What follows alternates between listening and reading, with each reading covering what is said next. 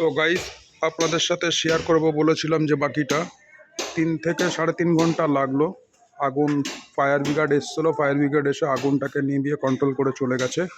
পুরো ইলেকট্রিশিয়ান যত তার আছে সব জ্বলে গেছে। এখন সকাল থেকে মর্নিং থেকে কোনো কারেন্ট নেই, কাজ চলছে। আর পাইপ লাইনও পুরো একদম পুড়ে গেছে, সেটাও আপনাদেরকে দেখাচ্ছি যেহেতু বলেছিলাম।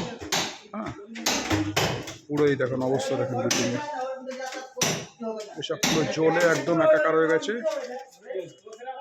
এই ঘরে আগুনটা লেগেছিল,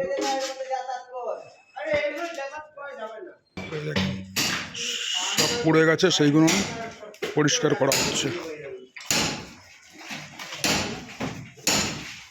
একটা বেডিং,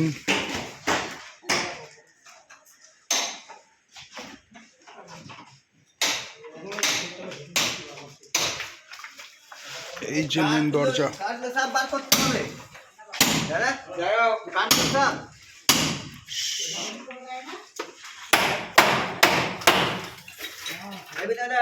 इसको निकालना है।